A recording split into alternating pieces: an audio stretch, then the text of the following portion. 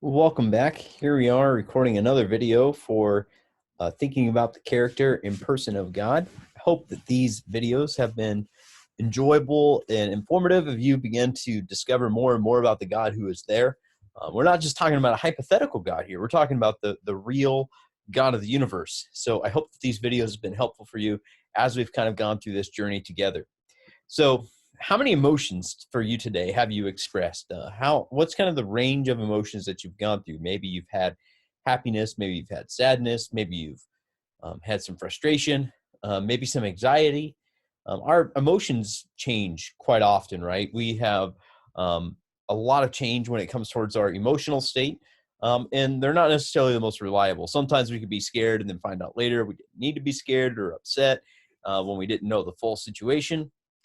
So in classical theism, one of the interesting and kind of teachings that has gone out of vogue is this idea that God is impassible. So what in the world does that word mean? The word just simply means without passions. Um, the teaching is rooted in that God's immutable or unchanging nature and that distinction between creator and creature. So with this in mind, let's explore what it does not mean first, and then we'll explore what it does mean. Typically, if somebody hears that God is without passions, a person will probably interpret that as meaning that God is seemingly without emotions whatsoever, that God doesn't have emotional states, that God is kind of like a rock. But that's not really what this is about. That's not saying that God is a stoic rock, indifferent to humanity, and it does not mean that God is uncaring towards creation, all the various problems, issues, and concerns that we might have. Impassibility does not mean that God does not care. A God who does not care would be a whore to us to worship, and also it's not the God of Scripture.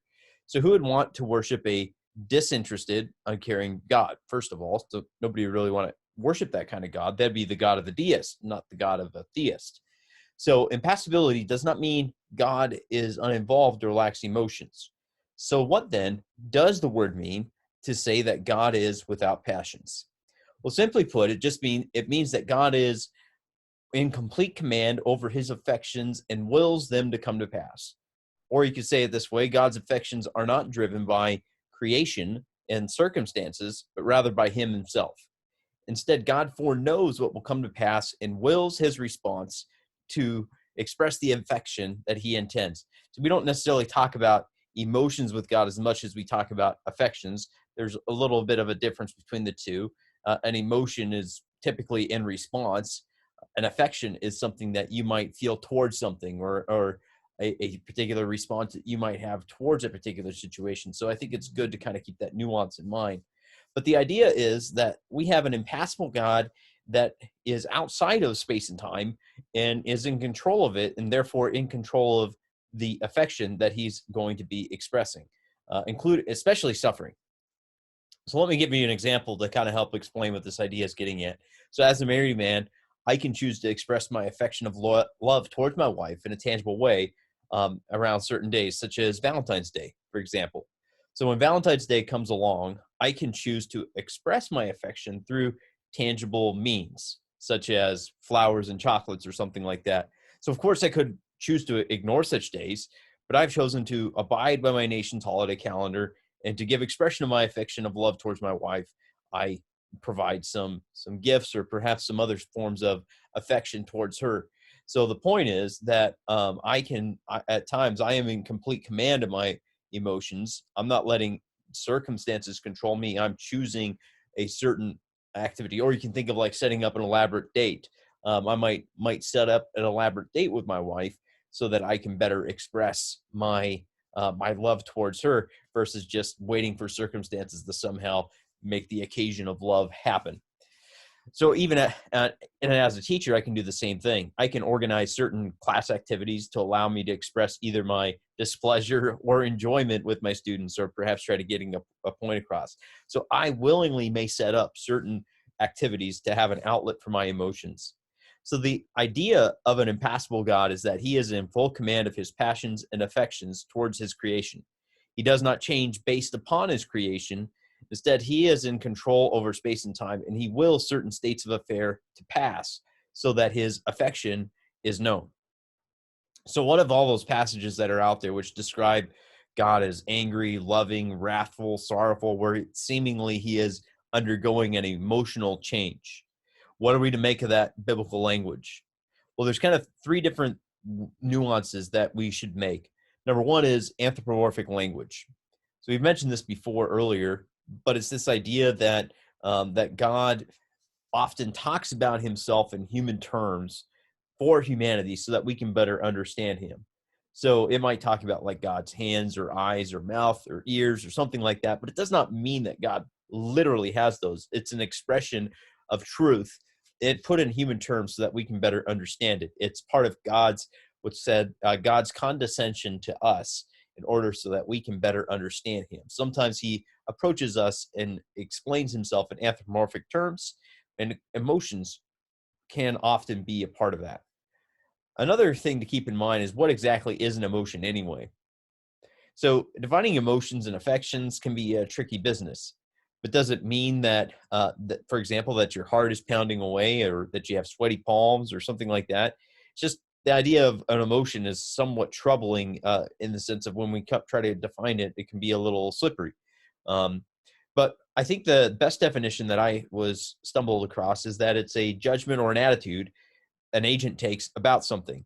So, for example, if somebody, if your brother or sister punches you, you have a emotion or a judgment about that. Now, your judgment could be they wronged me, so I'm going to be angry, or it could be maybe one of forgiveness. But regardless, is that it's an attitude or a judgment that you are taking.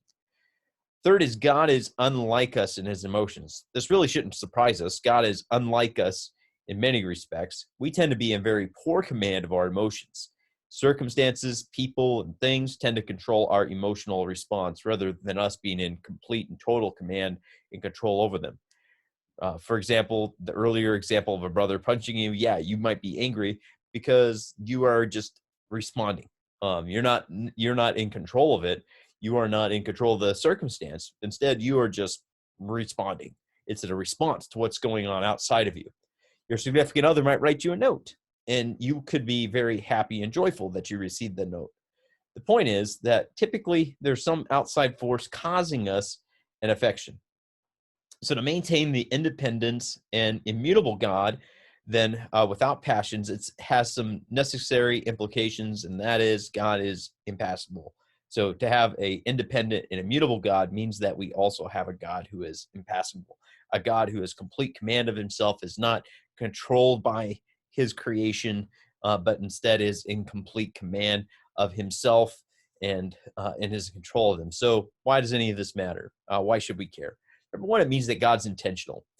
God's not controlled by in his emotions by us or anything in his creation. So we can know that God has command of everything which is coming to pass. He's not surprised by stuff that happens. He always has a deliberate plan and response. His creation is never in control of him. God is always doing what it is that he wills. There also gives us a sense of the beauty of the incarnation. So we're going to go in some deep waters here. But in the incarnation, the eternal son of God assumes humanity. And so Jesus does suffer in respect to his humanity.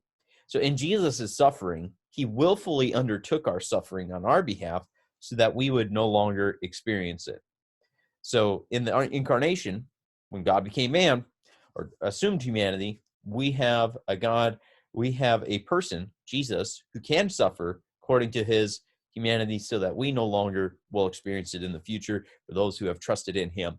So there's much more that could be said. It's a very complex idea when you begin to unravel and unpack what it means for God to have, to be without passions.